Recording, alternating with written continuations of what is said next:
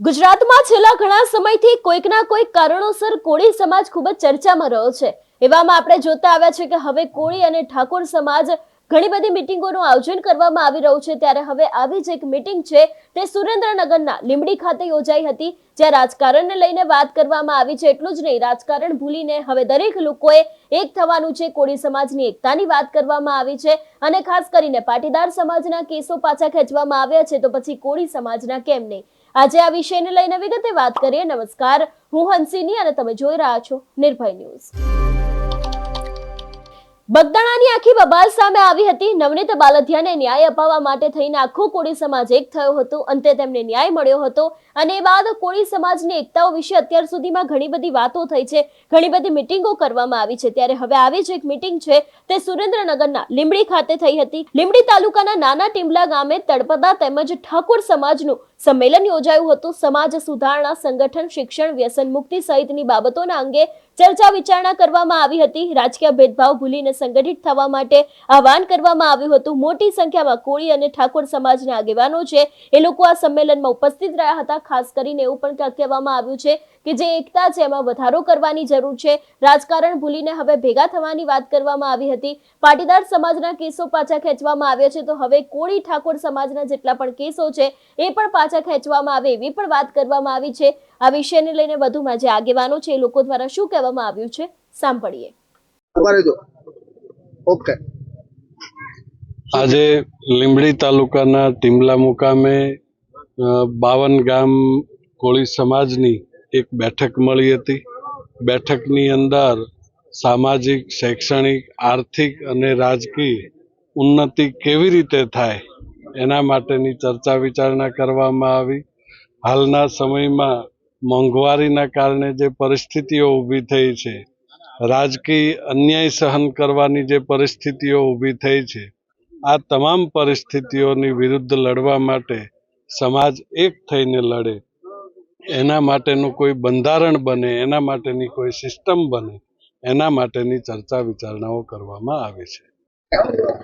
આજ રોજ લીંબડી તાલુકાના નાના ટીમલા ગામે સમસ્ત કોળી તથા ઠાકોર સમાજ દ્વારા સમાજના ઉત્થાન માટે, ચાહે સામાજિક, રાજકીય, આર્થિક સમાજના ઉત્થાન માટે આજે એક મહાસંમેલનની બેઠક કરવામાં આવી હતી। આ સંમેલનમાં કોળી તથા ઠાકોર સમાજ ની પ્રગતિ કઈ રીતે થાય, ચાહે સામાજિક, રાજકીય, આર્થિક લેવલે, તેની ચર્ચા વિચારણા અમારા આગેવાનો દ્વારા કરવામાં આવી હતી।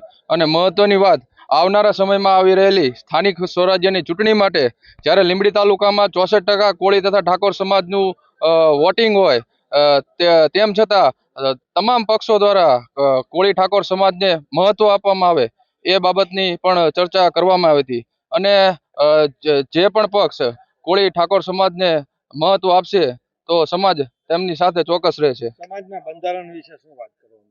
સમાજના બંધારણમાં જે અત્યારે ધારો કે લગ્નમાં અમુક ખોટા ખર્ચા થતા તેની ચર્ચા કરવામાં આવી। ત્યારબાદ જે બિનજરૂરી જે ખર્ચા થતા હતા શૈક્ષણિક રીતે અને શૈક્ષણિકમાં વધારે ભાર આપવામાં આવ્યો। દાદા જય વિલનાથ।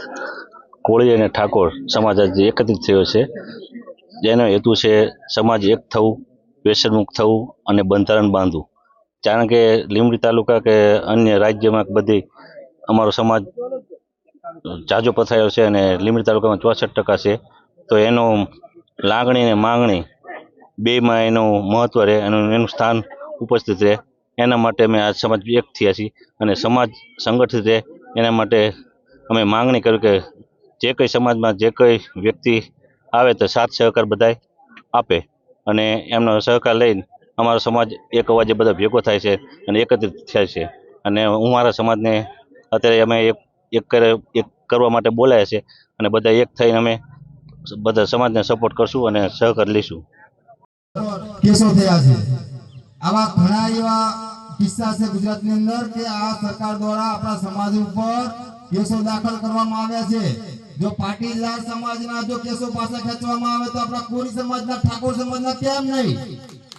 હે, આપણા કોળી ઠાકોર સમાજ શું આટલી બધી વસ્તી હોવા છતાં આપણે ગુલામી જ કરવાની? એટલે હવે મિત્રો આપણે જાગવું પડશે અને શૈક્ષણિક જે આઈએસ અને આઈપીએસ એની અંદર આપણે આગળ વધવું પડશે, કારણ કે આઈએસ આઈપીએસ ઓફિસર આપણા હશે ને તો જ આપણે રાજ કરી શકશું. નકર તમે ગમે એટલા ધારાસભ્ય બનાવશો, તમે અત્યારે જોતા હોય આપણી અત્યારે શું પરિસ્થિતિ છે, આપણા કોઈ ગૃહમંત્રી, કોઈ મુખ્યમંત્રી, કોઈ શિક્ષણ મંત્રી, કોઈ નગર ની અંદર આપણે 70% વસ્તી ધરાવી કોઈ ઠાકોર સમાજ, ખાલી રૂપિયો આપીને એટલે આપણી સંસ્થા ઉપર કરોડો રૂપિયા આવી જાય મિત્રો. અને કરોડો રૂપિયાના આયોજનથી આવનારા દિવસોની અંદર આવનારા 25 વર્ષનું જે સમાજના બુદ્ધિજીવી માણસો આયોજન કરશે. પછી તમે એક પણ ઓફિસ આ ગુજરાતની કોઈ એવી ઓફિસ નહીં હોય જેમાં કોઈ ઠાકોર સમાજનો દીકરો દીકરીનો બેઠેલા હોય. એની માટે મારે અને તમારે બધાએ મહેનત કરવી પડશે.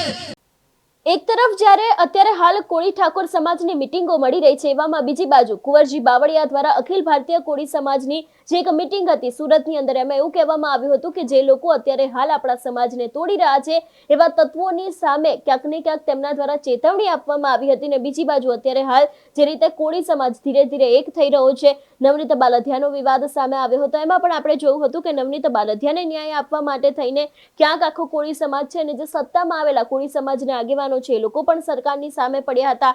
રજૂઆત કરવામાં આવી હતી, એસઆઈટીની રચના થઈ હતી અને અંતે નવનીત બાલધિયાને ન્યાય મળ્યો હતો. ત્યારે હવે ફરી એક વખત કોળી સમાજ દ્વારા મિટિંગો કરવામાં આવી રહી છે, લોકો એક થાય એની વાત કરવામાં આવી રહી છે, ફક્ત રાજકારણને લઈને નહીં પરંતુ તેની સાથે જે બીજા કોળી સમાજના પ્રશ્નો છે, વ્યસન મુક્તિની વાત છે, એ દરેક વાતને લઈને પણ ક્યાંક કોળી સમાજ ફરી એક વખત ભેગો થયો છે. ત્યારે હવે આવનારા સમયમાં જોવાનું રહેશે કે આની અસર રાજકારણમાં અને સમાજ ઉપર કેટલી થશે. તમારું શું માનવું છે આ વિષયને લઈને અમને કમેન્ટ કરીને ચોક્કસથી જણાવજો. તેની સાથે અમારી ચેનલ નિર્ભય ન્યૂઝને લાઇક, શેર અને સબસ્ક્રાઇબ કરવાનું ભૂલશો નહીં. નમસ્કાર.